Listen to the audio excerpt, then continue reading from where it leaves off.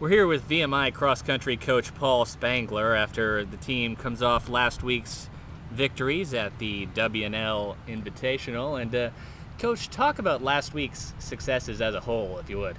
Yeah, we went into the WNL Invite, a meet that we haven't participated in since I've been here 9 years.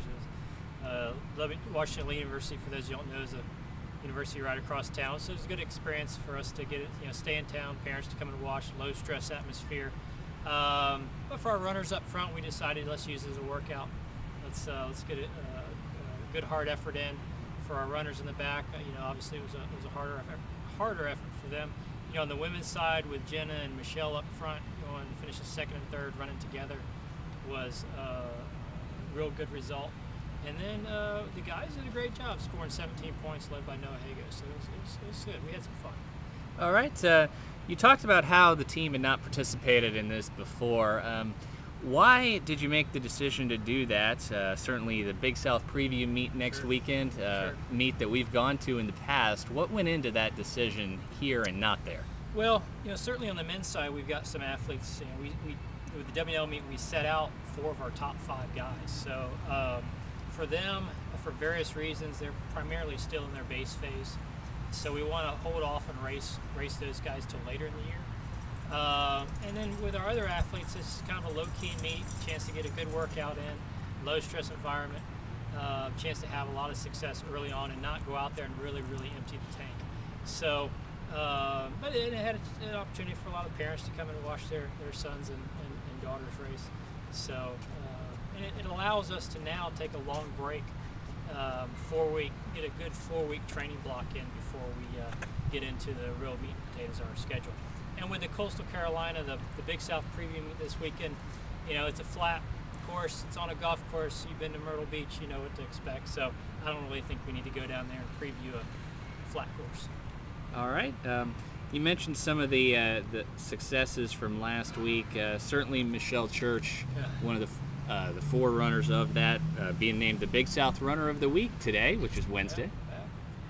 Anytime you get an accolade like that, it's good for the program. It's interesting because the plan was for both her and Michelle to run about 80% in that race, and they wound up finished second and third. And I knew, I had an idea that whoever was second would probably be athlete of the week, and they finished together, and then they kind of had a discussion in the finish shoot as to who was going to take the second place card and who was going to get the third place card. So after they discussed it for a while, I think Michelle wound up with a top place card, and as a result, I think that's why she's athlete of the week, not Jen. All right.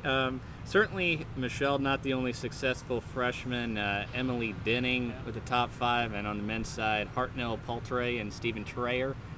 Evaluate them and the freshman class as a whole so far. Well, certainly on the women's side, we've got some girls coming in with really good credentials. Michelle Church being one of the top recruits in the state. Emily Denny's running great right now. She was, I think, 2 seconds behind both Michelle and Jenna at the WNL meet. So they're doing really well. And Hannah Dickinson had a breakthrough performance. And the key to us having success is having a small amount of time between our 1 and 5. And Michelle made up a lot of that, Hannah Dickinson made up a lot of that ground. So I was very pleased with what I saw on Saturday with our women's team. And on the men's side, they're really overachieving right now, that freshman class. Arnell Paltry, Stephen Trayer, like you mentioned, Jordanis Lozier. These are guys coming in with solid high school times.